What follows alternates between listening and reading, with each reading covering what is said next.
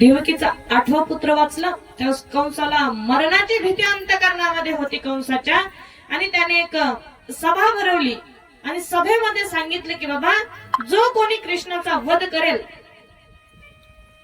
काय जो कोणी कृष्णाचा वध करेल त्याला मी त्याच्या मर्जीप्रमाणे त्याच्या युक्तीप्रमाणे त्याला मी काय करेन, अर्धराज्य बहाल करेन, त्याच्या मर्जीप्रमाणे त्याला काहीतरी देईन. आता त्यावेळेस सभा भरली होती बाबा, अर्धे माणसं होते ना अर्ध्या बाया होत्या, अर्ध लेडीज आणि अर्ध जेंट्स होते, बरोबर 50% इकडं 50% तिकडं. ती एवढ्या सगळ्यामधून आपण म्हणतो लेडीज फर्स्ट, आतापासून नाही ती संकल्पना, तेव्हापासून एवढ्या सभेमधून जी पुतना होती ती पुतना नावाची राक्षसी उभी राहिली, तिने हात वर केला आणि सांगितलं की महाराज मी विडा उचलते. Ladies first. त्यावेळेस तिचा नवरा सुद्धा उठू शकत होता, तो सुद्धा म्हणू शकत होता की बाबा मी विडा उचलतो, नाही, लेडीज फर्स्ट. तिने सांगितलं मी त्या कृष्णाला मारते, पण मला सांगा कृष्ण कुठे आहे. त्यावेळेस कंसाने सांगितलं की गोकुळामध्ये तो कुठेही असू शकतो, त्याचा नियम नाही. आणि ज्याप्रमाणे कंसाने पुतणीला सांगितलं, त्या पुतना सगळ्या गवळ्यांच्या वस्तीमध्ये जायची आणि त्या ठिकाणी जेवढे काही तिला लहान लहान मुलं दिसायचे त्या लहान लहान मुलांना ती काय करायची, मारून टाकायची. जेथे लोक आपल्या दैनंदिन कामामध्ये राक्षसांची भीती घालविणारा भगवत वत्सल भगवंताचे स्मरण इत्यादी करीत होतात, तेथे राक्षसांचे फावते. आकाश मार्गाने ती पुतना जाऊ लागली, इच्छेनुसार रूप धारण करत होती. एके दिवशी नंदाच्या गोकुळाजवळ येऊन मायेने पुतणीनं रूप बनवलं आणि ती एक सुंदर तरुणीच्या वेशामध्ये पुतना त्या ठिकाणी आली. तिने कमरेला कंबरपट्टा लावला होता, पायामध्ये पैंजण घालले होते,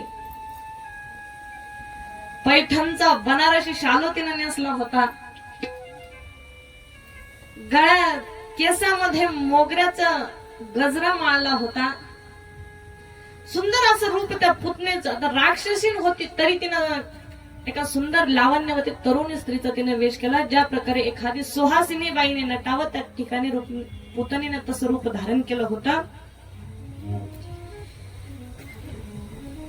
बरोबर ते आता नंद बाबाच्या वाड्याजवळ आले, इकडे तिकडे पाहायला लागले, कोण आपल्याला कुठं कोण दिसतं, कोण इकडे तिकडे ती पाहायला लागली. बालग्रहा सारखी ती इकडे तिकडे मुलांना शोधित सहजपणे नंदाच्या घरामध्ये जाऊन पोहोचली. ज्या ठिकाणी भगवंत खेळत होते त्या ठिकाणी जाऊन ती पोहोचली आणि पोहोचल्याच्या नंतर तिने भगवंताकडे पाहिलं.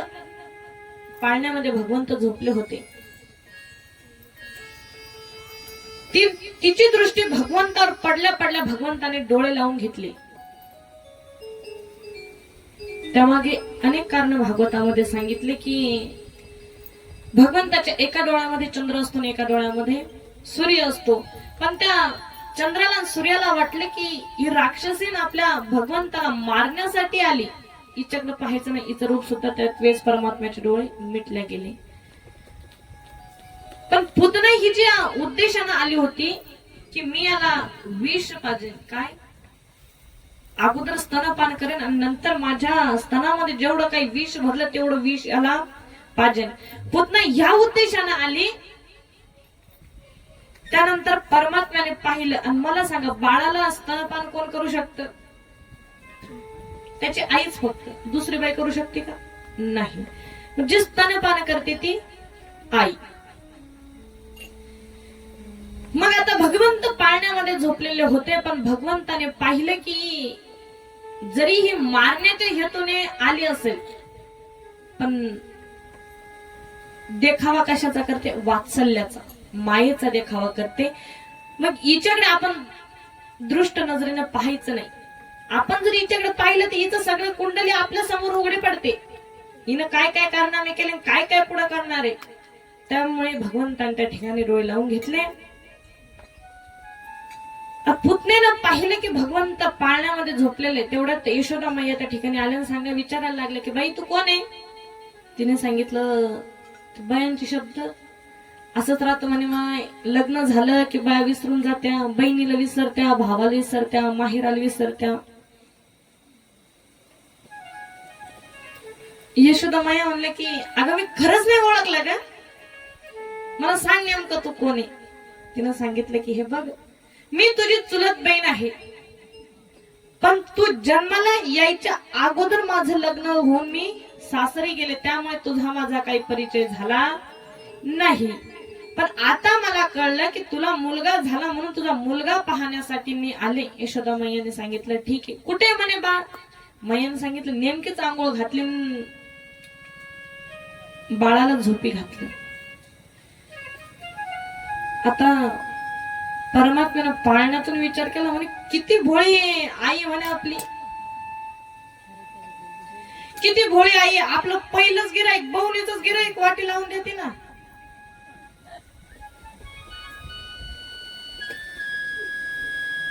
सांगितलं परमात्म्याने, मैयाने सांगितलं की आता उठणार नाही,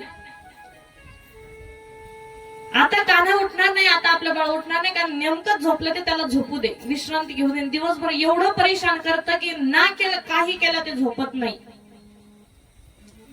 त्यावेळेस परमात्म्यानं पाहिलं की म्हणे आता हे जमत नाही, गिराईक वापस जात म्हणे. आता बहुनीचं गिराईक होतं ना, पहिलंच गिराईक. बहुनीचे गिराईकाचे भानगड अशी आई, एखादा कधी सकाळी सकाळी आपल्या दुकानावर बसलं आणि एखादा चिकट माणूस कधी तिकडून आला आणि ते म्हणत की आई वांगे कसे दिले. ते म्हणते की वांगे 40 रुपये केले. ते म्हणते ह्या पाय महाराजाला सप्त्याची पंगत द्यायची, भावशीर लावून टाक. ते म्हणते की नाही नाही भावानं लाव जरा. पण ती म्हणते की बाबा बहुनी नाही झाले अजून, आणि तुला जर बहुनीच गिरायक ना असं केलं तर दिवसभर धंदा चांगला होणार नाही. बहुनीची गिरायक लय हुशार राहते ती, दिवसभर माझा धंदा चांगला होणार नाही म्हणे. त्यानं सांगितलं तुम्हाला वांगे तर देऊन पाय म्हणे, एका घंट्यात सगळं टोपलं विकलं गेलं पाहिजे. ती म्हणली की तिला राग आला. ती म्हणली की काय रे म्हणे तुझ्या हातात एवढं की तो बहुनी केला, तर एका घंट्यात सगळे वांगे विकले जाईल. तो म्हणला तुला काय सांगा म्हणे, बापाची 100 एकर जमीन या हा हात लागला, 100 एकर जमीनला इकून टाकली सगळे. मग एका टोपल्या वांग्याच काय घेऊन बसली. भगवंत म्हणा लागले की बहुनीचं गिराईक जर वापस गेलं म्हणे आपलं तर आपला धंदा चांगला होणार नाही. त्याच परमात्म्याने पाळण्यामध्ये रडायला सुरुवात केली. रडायला लागले भगवंत, जोर जोरात रडायला लागले भगवंत. त्यावेळेस ते पुतना म्हणली की बाई का खोटं बोलते का, बाळ जाग आहे, मला घेऊ देन त्याला. मैया म्हणते की बाया आत्ता चुकलं काय करू. गेल्या त्या पाळण्याकडे गेल्या, भगवंताला काढलं पाळण्यामधून आणि पुतणीने सांगितलं दे माझ्या मांडीवरती. मैयाने सांगितलं की दुरून पहा म्हणे, कारण की आत्ताच बाळाचं भविष्य काढलं म्हणे, आणि त्या भविष्यामध्ये सांगितलं की याला दुसऱ्याच्या नजरापासून धोका आहे, म्हणून मी याला तुमच्या हातात देत नाही. त्या पुतण्याने सांगितलं की म्हणे असं वेड्यासारखं काय करते, दे म्हणे माझ्या मांडीवरती. मैयाने हो नाही करून भगवंताला पुतण्याच्या मांडीवरती दिलं. तिच्या मांडीवरती दिल्याच्या नंतर तिची पहिल्या जन्मातली इच्छा होती. पुतना जी भगवंताला विष पाजायच्या दूध पाजायच्या हेतूने आली होती का, त्याला कारण असं होतं बाबा, पहिल्या जन्मामध्ये ती बलीची बहीण रत्नमाला होती, ज्याला भगवंताने वामन अवतारात 3 पावलं भूमी मागितली होती. डोक्यावरती पाय दिल्याच्या नंतर काय झालं, तो बली. पण ज्या वेळेस त्या बलीच्या यज्ञशाळेमध्ये वामन भगवंतांनी प्रवेश केला, त्याच वेळेस जी रत्नमाला होती तिने ते भगवंताचं गोंड स्वरूप पाहिलं आणि तिच्या मनामध्ये एक विषय उत्पन्न झाला. ती म्हणली की बाबा एवढं गोंडस लेकरू जर माझ्या पोटी जन्माला आला असतं तर मी याला स्तनपान केलं असतं. सांगितलं तिने. आणि त्यावेळेस परमात्म्याने सांगितलं ताण घेऊ नको, पुढच्या जन्मात तुझी ही इच्छा पुरी होईल. जी पुतना होती ती पहिले बलीची बहीण रत्नमाला होती. देवाने सांगितलं की ही सुद्धा इच्छा पुरी होईल. पण ज्या वेळेस वामन भगवंतांनी बलीला पाताळामध्ये पोहोचलं, 3 पावलं भूमी मागितल्याच्या नंतर पाताळामध्ये घातलं, त्याच वेळेस ही जी रत्नमाला होती तिच्या मनामध्ये परत एक विषय निर्माण झाला. ती म्हणली की असं जर पूर्ण पोटी जन्माला आला असतं म्हणे तर याला मी विष पाजून मारून टाकलं असतं. मग तिच्या ज्या दोन्ही इच्छा होती, पहिलं काय म्हणे ती, बाळाला दूध पाजलं असतं माझ्या पोटी जर जन्माला आलं. नंतर सांगली की याला विष दिलं असतं, मारून टाकलं असतं. देवानं सांगितलं तू ताण घेऊ नको, या सगळ्या इच्छा तर पुढच्या जन्मामध्ये पुऱ्या करतो. सांगितल्याच्या नंतर बाबा पुतणीने आता भगवंताला मांडीवरती घेतलं. भगवंताकडे पाहिल्याच्या नंतर पुतणेचं मन सुद्धा भगवंतावर मोहित झालं. तिने यशोदा मैया बाजूला गेल्या आणि तिने भगवंताला स्तनपान करायला सुरुवात केली.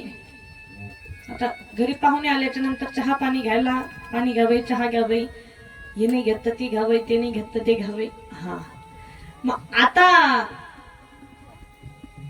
ही बरोबर मैया बाजूला गेल्या. त्या ठिकाणी पुतणीने भगवंताला घेतलं ना, स्तनपान करायला लागली. मग भगवंताने सांगितलं की आता तू ताण घेऊ नको. भगवंताने बाबा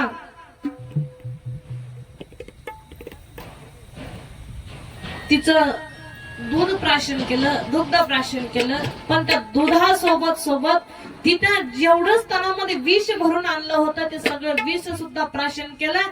फक्त दूध आणि विषच नाही पिलं, त्याचे जे पंचप्राण होते ते पंचप्राण भगवंताने आता ओढायला सुरुवात केली.